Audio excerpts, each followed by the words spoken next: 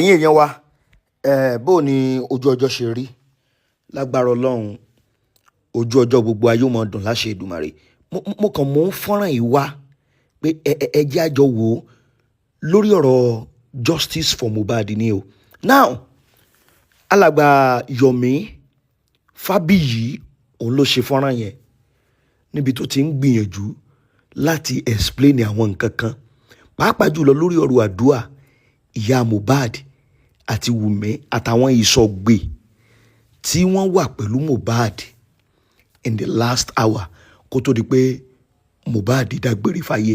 Now ọ̀rọ̀ yẹn ní involve ọ̀rọ̀ àwọn ọlọ́pàá tẹ́ bá rí pé lẹ́nu ọjọ́ mẹ́ta ẹ máa rí pé wọ́n arrest àdúrà wọ́n arrest King White bó kàn tẹ̀jẹ̀ pé agbọ́pọ́n ti fi wọ́n lẹ̀ ṣùgbọ́n àwọn ìgbésẹ̀ kan ń lọ lábẹ́nú tó lágbára tó fi jẹ́ wípé à ń súnmọ́ justice sí ni lójoojúmọ́ ṣẹ́rí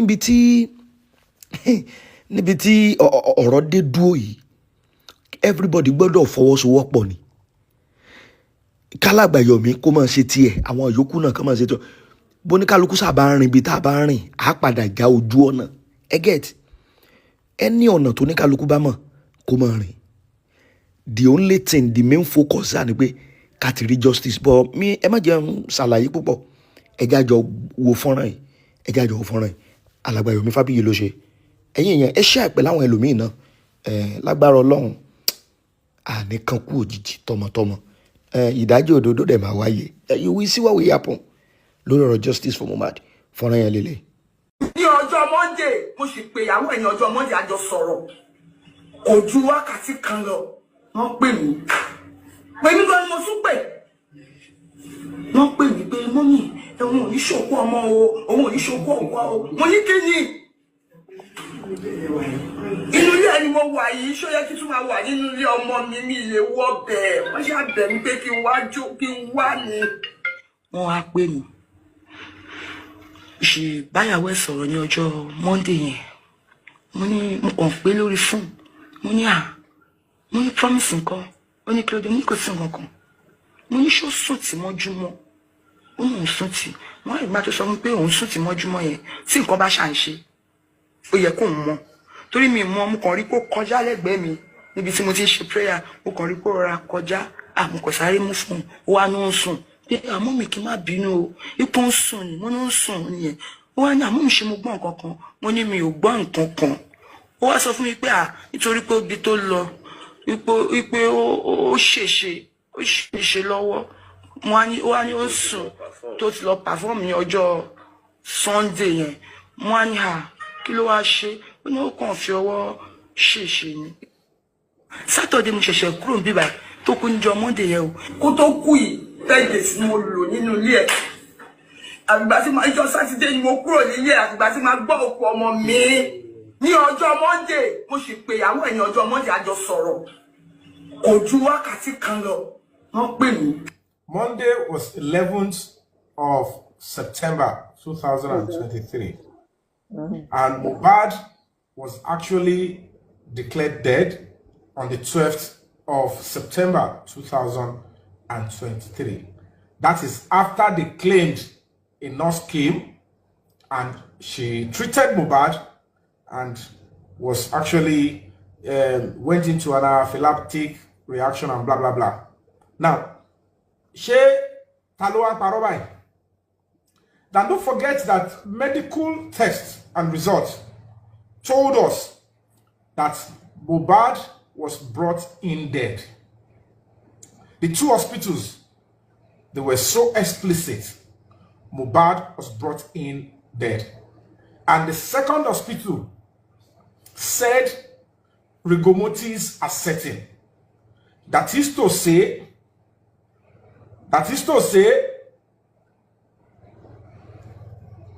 it's been a long time because there is no way the nurse who came into the house about past 2 to 3 and the first hospital and the second hospital says by 4:30 Mohbad was brought in dead. Rigor mortis cannot set in under 2 hours for any human being. Even ẹran go màálù gan kéèyàn pa sílẹ̀ 2 hours kò tí lè rigor mortis ò tí lè set in. tó bá kúlẹ̀ ẹ lè rò bó sùn ni. And that is what we're saying. So at the end of the day,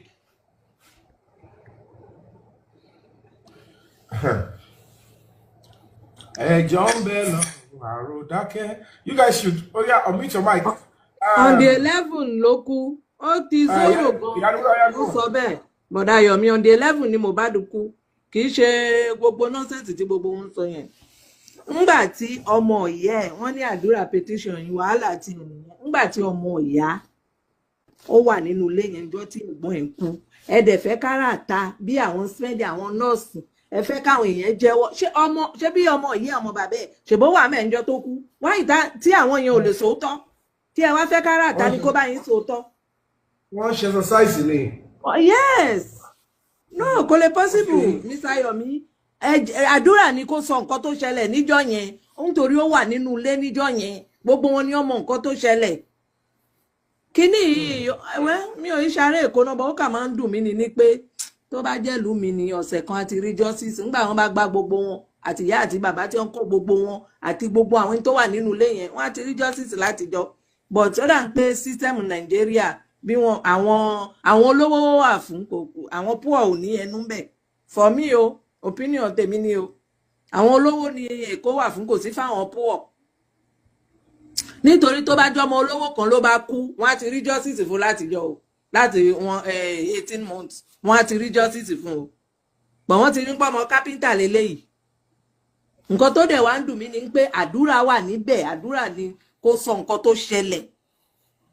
Àdúrà ni kó sọ nǹkan tó ṣẹlẹ̀ gangan kó sọ. Ohun torí ó wà nínú lẹ́yìn on that faithful day àdúrà was there. Kí ló dé tí àdúrà ò lè sọ̀rọ̀? Àwọn ta ló mú dání kó má sọ̀rọ̀? Wọ́n ná wọ́n tún wá no to petition yín. Wẹ́. No, ó kọ̀ọ̀kan lọ bẹ̀ ni pé ó ní pé mo ṣì ń dárúkọ pé òun lòun bá mi chat ṣe bákan. And I'm like, I'm still going to maintain it. Wọ́n ló bá mi chat mi ò rẹ́ I've not seen any concrete proof that it was another person. I said, and part of the reasons why I would draw conclusion, because see, I'm not that rigid. Somebody prove it is one Damola, number one. Number two, can you tell me why you have that kind of a video on your phone to involve violence line in Mohbad àti Wunmi, and you refuse to tell the police? Or were you not questioned? So possible call up a question the police come along. Yes, I have they fight, and this is. Tell you what can you tell us? And you went to coroner inquest. You said Mohbad and Cynthia used to fight. And you kept that kind of a video. It is now your mother that is now buttressing. Yes, video tá ń sọ yẹn ó ti pẹ́ gan ìjà láàrin Mohbad àti Wunmi ni. Tó bá pẹ́ kí wọ́n gbé bọ́ta. Zomo kò fẹ́ ṣubú bá yẹn Zomo fẹ́ dé ó wá yọ oṣù mo ní Zomo. Ó ní ẹ ṣì ń dárúkọ ní èmi ò mọ̀ but Zomo you keep mentioning Zomo no problem. But my own is. Mo bá aṣọ́dún 5 kí wọ́n gbé bọ́ta. But Mr. Yomi ẹ dúró, Mr. Easy ẹ dúró, mo ti fẹ́ ṣe tán. But why tó jẹ́ pé àwọn ọlọ́pàá wọ́n ní gbogbo kíní ẹ̀ Mr. Yomi? Why ìtọ́lọ́pàá ò fẹ́ release àwọn fídíò yẹn? So that means pé ìkókó wà níbẹ̀ tí wọ́n fẹ́ kí gbogbo èèyàn mọ̀. The point is èmi tí ẹ fẹ́ pọ́ ìwà yẹn mo mọ̀ pé gbogbo tí ń jẹ́ tọ́lọ́run. Whatever power or whatever resources they have. Ẹ mọ̀ pé wọ́n máa ní èṣù ló ṣọmọ àgùntàn tó dúró tó wò òkòkò lójú. Bọ́yẹ̀ máa fojú trivialize ẹ̀ títí tó máa fi ṣiṣẹ́ nìyẹn. Kò ṣe gbogbo igi báyìí ní àwọn ìṣíwọ́lù. But they will try it and. Yes, kí wọ́n release video yẹn. That means pé nǹkan kan wà níbẹ̀ yẹn sẹ́. Kí wọ́n release video yẹn. Wọ́n dá orúkọ ọba kan. Ó yàtọ̀ sí orúkọ ọba tí gbogbo yín tẹ̀sí ń dá tẹ́lẹ̀. Wisdom. Èmi ò tẹ̀sí ìrẹ́dà sí ẹni lọ́ba yẹn. But later ṣì nìyẹn.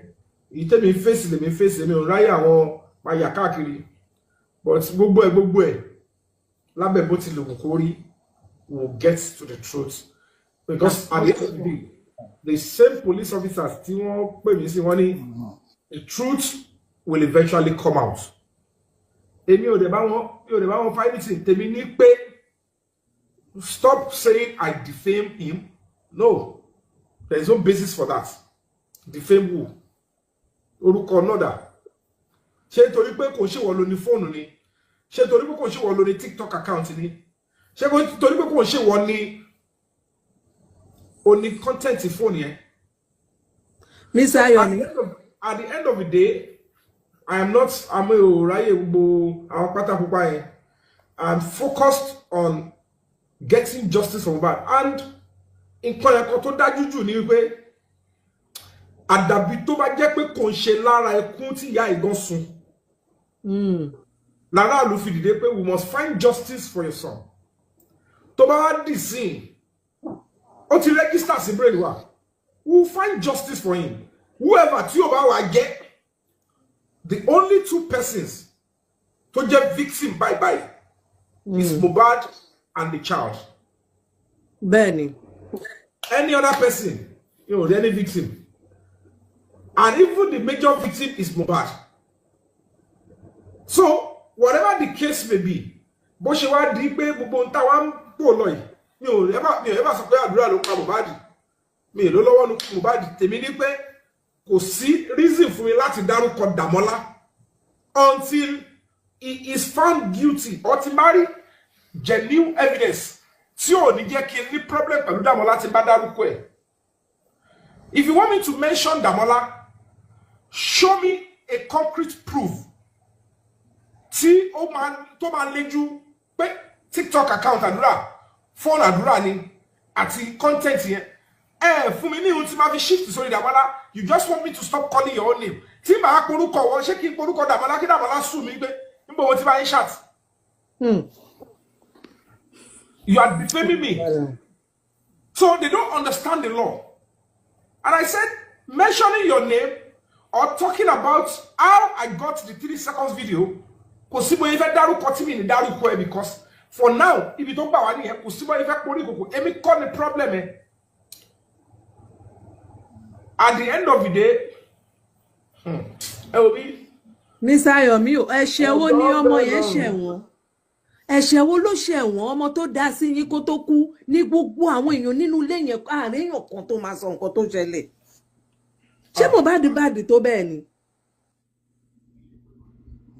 Ó lágbára o. Ẹ jẹ́ ká máa kún fún àdúrà. Ẹ jẹ́ ká máa kún fún àdúrà. Tẹ́ bá dẹ̀ ṣe ń bí àwọn ọmọ. Bí ẹ bá ṣe mójútó ọmọ tó ló ṣe máa jèrè ẹ o. Exactly yo. Bó bá ṣe mójútó ọmọ tó ló ṣe máa jèrè ẹ. There is no two ways about it. But the most important thing is nígbà táwọn ṣe tí wọ́n sìn àhọ́nà títí wa wọn ọ̀họ́nà mo dẹ̀ ń wò ní ìlágbára tí mo lè sà. I'll be looking and I will continue to maintain my stance, continue to maintain my struggle. I know one day will be one day. One day will be one day. Okay, that's Hello, Mr. Yomi. All right, how you feel? Yeah, ẹ kú iṣẹ́. Nǹkan tó bá fún mi ni pé so ìyá Mohbad ó mọ̀ pé fídíò yẹn ó exist. Ó lè explain fídíò yẹn fún yín lénìí. Àbí nǹkan tẹ́ ń try to sọ tán. Fídíò yẹn Mohbad àti Wunmi ló ń jà kí ló kọ bọ̀bọ̀ náà Zomo ibi tí mo Zomo yẹn náà ó wá sí ṣe ó ṣàwà ń bẹ̀ ó wá yọ̀ ṣubú wọ́n wá pariwo wọ́n fi ṣe ẹ̀yẹ kò ṣe ìjà kan tó pọ̀ rẹ́rẹ́ o. They've already tell us now, so they should bring the video out. Exactly. So at the end of the day èmi dẹ̀ sọ pé mo ní kéèsì tó wà ń kọ́ọ̀tù ní Ọgbà, the case in Ọgbà, it has nothing to do with the content of the video of the phone and the chat. So I still need the police to investigate that and establish the truth. So that is why I will keep mentioning that I got it through Adura Aloba. But how the police? You remember that King Wai said that the video is already been deleted. So how come?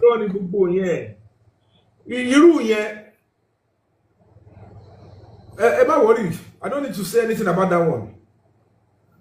Because I don't understand these people. I'm really trying to understand what is going on. Àwọn irú yẹn kò tí really mọ̀ nǹkan tó ń pè láyé, kò tí really understand. So there is no point in discussing such a person. Ó jìnnà síra wọn bí wèrè. Yeah, I think this is a time for public to understand this case very well, to support Mr. Yomi. That is only what I just need to say to public, because if anybody is looking for true justice now, I think you guys can see the truly by yourself that this case is just a new case now. We need to support this. We need to move. Arakontawan, they keep going there. Yeah, we understand now. We need to understand them. Their game. It's a foundation, it's an NGO. If people because I don't understand. Judiciously. So they keep saying that, but Mr. Yomi, please, can you try to invite a VDM for this case so that the noise can be too much for police, please? I need them to do one single mistake around me. Wọ́n lè ṣe mistake tẹ́ ń try yẹn, wọ́n ní fẹ́ ṣe, èmi fẹ́ ká gbé case yìí, ká gbé kọjá ìmọ̀ wọn. Ẹ gbọ́ títí èlé ìsìn kò bá lọ bẹ́ẹ̀, ó kà mí lára. I'll be waiting for the Alagbon. I just need one single a day arrest in Mokonidi. That's the end of this case. The entire truth will be out. A single day. They don't want to do it. Because no, they won't want to go that route. Tí wọ́n bá ti fi oppression sí, ó ṣì wọ́n máa dàbí social media tour. Ẹ mọ̀ pé ó ní level tó máa bá nǹkan dé. Táwọn tó yẹ, you understand what I'm trying to say? I mean, ìfẹ́ lẹ́nu jù. So, because if that's thing about I think they won't want to go to that route. If I don't go through that route of sacrifice, there will be not real people to lágbára ju gba àwọn tó lọ bá wọn lọ sábà yẹn pé kí ló ń ṣẹlẹ̀? Because it's very important.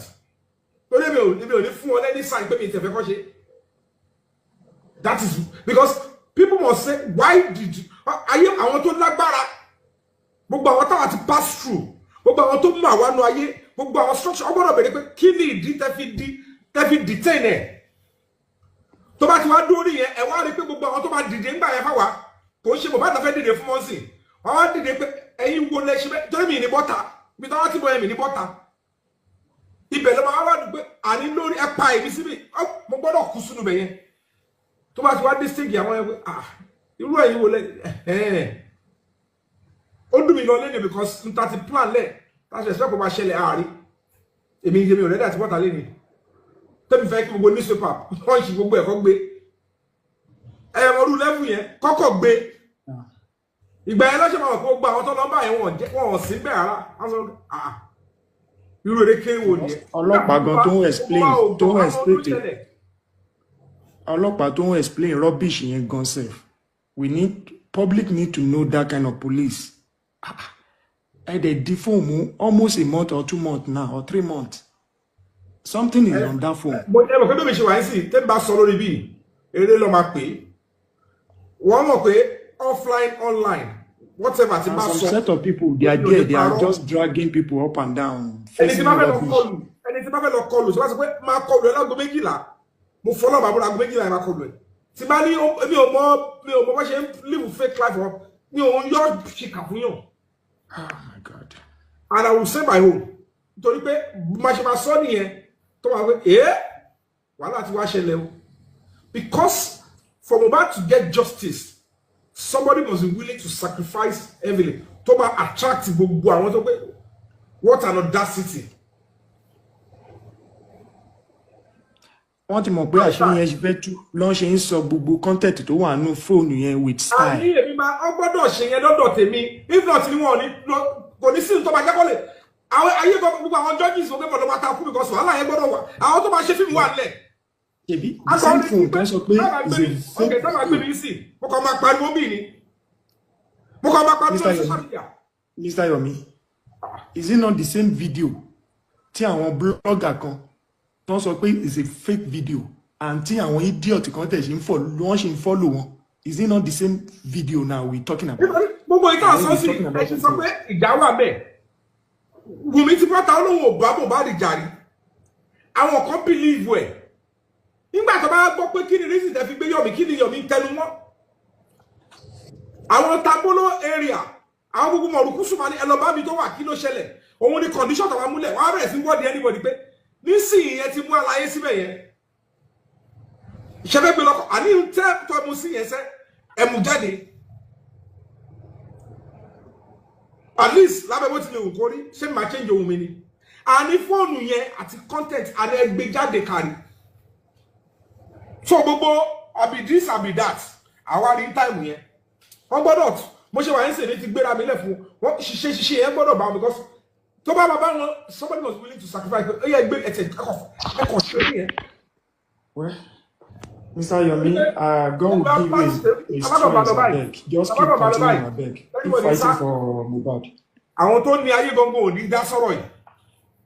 Èmi ò lè lọ bá wọn yẹn sí. The fact remains that it will be so difficult for me to be calling them and say, ẹ bá mi pè é báyìí kọ́ sẹ́ kọ́ release the phone. Kò ní make sense wọn. Ṣùgbọ́n tó bá ti ṣe ní sọ́dọ̀ irú èmi bọ́ irú agbára wèrè wo lẹ̀ ń lò yìí. You understand what I'm trying to say? Irú agbára wèrè ẹ pa èèyàn. Ẹ tún wá wo actor tó ń jà ẹ tún wá ní kọ́lọ́ no. Nítorí mi ò ní dákẹ́ àwọn tó wà so ẹ máa wọ ọ̀pọ̀ ẹ máa jọ gbogbo àbọ̀. Ẹ ti understand? Èmi máa update yín o. Èmi ti gbéra mi lẹ̀ fún ọ. So wọ́n gbọ́dọ̀ ṣe dáadáa because táwọn bá go through route yẹn. Irun tó ń bò yẹn kò sí. Àwọn tó lágbára gbogbo ò ní pàṣẹ pé kí lẹ̀ bá wa pò release that stuff now. Because èmi ò tiẹ̀ mi ò gbọ́ nílé ayé mi.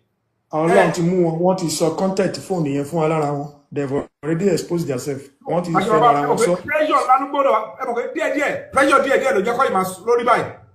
Olórí ẹ̀ ni pé wọ́n gbọ́dọ̀ olórí àdúrà justice for Mohbad ni pé wọ́n gbọ́dọ̀ ṣe agbára lò, wọ́n gbọ́dọ̀ ṣiṣẹ́ ẹni tí ò yẹ kó fọwọ́ kàn káwọn tó wá ní tàwa náà àtàwọn ará àtàgbogbo ẹ̀ no. This is the end of it. So let us brace up. Ibi tá bàbá dé nìyẹn.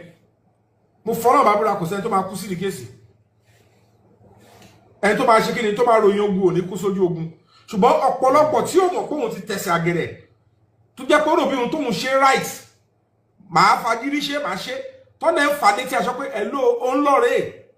Ó dìgbà tí kíni ẹ̀ bá ṣe kíni tó bá láàdì kó tó mọ̀ pé ó ṣe jẹ́ pé téèyàn bá fẹ́ sọnù báyìí wàá kọ́ rí pé n tó rò bó ń ṣe because at the end of the day they will look at it.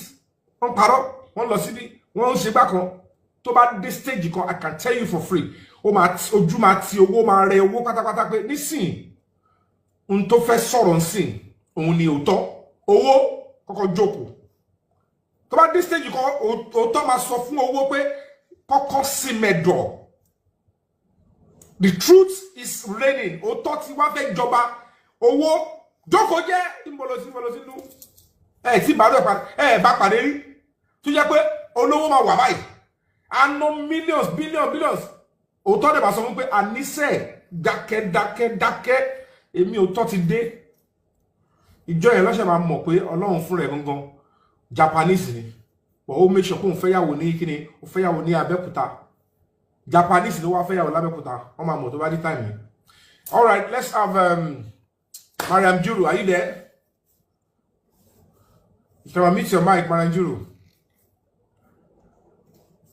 Mariam Juru. She's not there.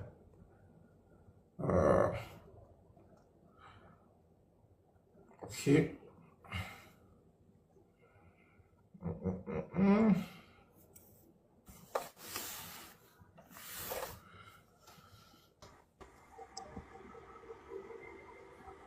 All right, owó ni kókó, you can meet your mic. Ẹ káalẹ́ Mr. Yomi. Owó ni kókó, meet your mic if you're there. Èṣù ló ṣọmọ àgùntàn tó dúró wo kòkò lójú. Mr. Yomi, ẹ káalẹ́. How you doing, my brother? Mo wà pa ẹ kú ètò. Ibi tá a bá dé yìí, ẹ̀dá kan ò lè sọ yín mọ́, Ọlọ́run nìkan ló lè sọ yín. Ìsọ Ọlọ́run yóò sì máa wà lórí yín. Àmín. Àwọn ò máa sọ tiwa, ẹni tí ó bá ké ló máa ké. Ẹni tó bá dẹ̀ fẹ́ bínú kú ló máa lọ bínú kú. Ó kọ́kọ́ fẹ́ clear kíní kan lálẹ́. ẹni tó bá wù kó gbà ṣùgbọ́n kò sí olóòótọ́ ẹ̀dá tí ò ní gbà. ṣẹ́ríta bá ń sọ yí pé ní tí Mohbad bá jẹ́ ọmọ olówó ni ló bá kú ni ó máa ti rí justice. ọlá pé bàbá ẹ jẹ́ kápẹ́ńtà ni ò jẹ́ kó rí justice. wàláì bàbá láàárọ̀ ni. Timothy ńkọ́? Timothy ńkọ́ bàbá. tí ọmọ olówó bá kúrukú tí Mohbad kú yìí tó jẹ́ yí pé ní bàbá ẹ̀ tó lówó náà àwọn fámílì ẹ̀ tó lówó yẹn àwọn ọwọ́ tí wọn náà mọ́ owó tán ní ẹ̀ náà máa ná sábẹ́ kí justice má dìde. kò sí nǹkan kan tó fún Wùmí ní courage gbogbo courage tí Wùmí ń lò yẹn kájẹ láwọn alágbára kan náà wà behind ẹ̀ tí ò bá sí ìmọ̀ fámílì pẹ̀lú ẹ̀ Wùmí ò lè ní courage ẹ̀. Mr. Yomi gbogbo ìjà tí wọ́n wá ń jà gbogbo ìjà tẹ́ ń jà yìí bẹ́ẹ̀ ṣe ń jà tó yìí fámílì Mohbad ló yẹ kó gbá front kí gbogbo wa tẹ̀lé wọn ká lọ́wọ́ wọn bá mọ́ ni. gbogbo ẹnu mo fi sọ kò sí ẹni bọ́ọ̀dì inú fámìlì Mohbad tó wà innocent nídìí kan sí kejì torí tán bá wà innocent ni àwa tá a mọ Mohbad rí tá a jẹ́nu ogún Mohbad rí a ní mọ̀ ṣe wàhálà báyìí kán tún mọ̀ bá wa jà kán mọ̀ kọjú ìjà sí wa kán mọ̀ pé wa kán mọ̀ ṣépè fún wa kò possible látara kíni látara pàǹjà kí justice wáyé fọmọ wọn. èpè wo ni náà gbé foundation yín ṣẹ́ lánàá èpè wo ni wọ́n gbé tẹ́ni ṣẹ́ lánàá tó ń gbéra wọn sí. Mr. Yomi ẹ fẹ́ gbọ́ gbogbo ẹ̀ ní ló jẹ́ ká mọ̀ wòran ní òjá sọ̀rọ̀ nǹkan fún yín mọ́ because àwa gan fẹ́ kétí yín di sí. bí mo ṣe support yín tó mo pe ẹ̀gbọ́n kan lánàá pé bí ó ṣe wù mí tó kí Mr. Yomi máa bá ṣe wọn lọ.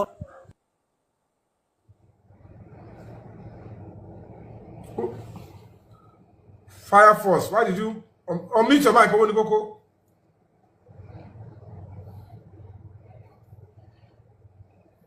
Fire Force, why did you mute him? I think she's on call.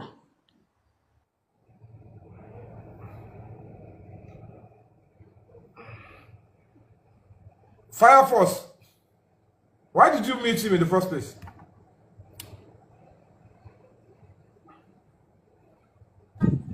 Ta ló mi ò rí bí mute ni. Fire Force, ṣé wà on call ní owó ní kókó?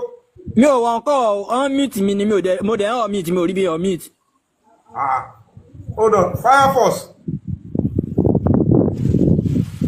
Mo rí notification pé òun ló wá.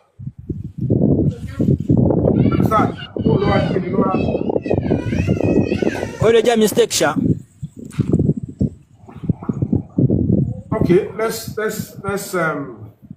let's forgive that first time. Yeah. So gẹ́gẹ́ bí mo ṣe ń sọ lọ Mr. Yomi ẹ wo ìgbésẹ̀ táwọn people yìí ń gbé ṣé ó yẹ ní tó yẹ kó ń ṣe náà ń ṣe yẹn. Now ìtẹ́ máa fi rí i pé ní 3-second video yẹn in tó yẹ kí a gbé ẹnu lé ní tá a gbọ́dọ̀ gbẹ́nu kúrò ń bẹ̀. Wùmí sọ yí pé ní òun àti Sómò làwọn jọ níjà. Sómò jáde ó ní Mohbad àti Wùmí náà jọ níjà. Lánàá táwọn question Sómò wọ́n bi Sómò pé okay kí wá ní tó fàjà láàrin Mohbad àti Wùmí. Sómò ń jẹ́ kó yé wa yí pé ní Mohbad ń speed púpọ̀ jù ó ń drive ó wá ń speed ó ń sáré. Ìyẹn ni Wùmí ń bá fa wàhálà lé lórí wọ́n fa wàhálà yẹn láti ọ̀nà títí tán fi fà á délé. Ẹ má gbọ́ bí tó ti pé méjì o. Ó tún wá ní nínú fídíò yẹn fídíò tó ń sọ ni fídíò tí Mohbad ti ń rìpọ́ọ̀tù Wùmí fún ìyá Túndé pé Wùmí fẹ́ jáde lọ. ẹ mọ̀ ẹni ọkọ àti ìyàwó tí wọ́n ń bọ̀ lọ́nà tí ìyàwó ń bọ́ ọkọ sáré tó ń bá jà pé torí pé ní ìyàwó ọkọ òun sáré púpọ̀ jù tán fi wá jàjà yẹn wọlé. orí bẹ́ẹ̀dì la sì rí tí Mohbad tó láì dàn sí tí Wùmí fi sáré sápẹrẹ mọ́ pé kí ló dé tó ń rìkọ́dù òun. ṣé ibẹ̀ yẹn àwọn tán ṣẹ̀ṣẹ̀ jà wọlé iná ni Wùmí tó wá máa gbé báàgì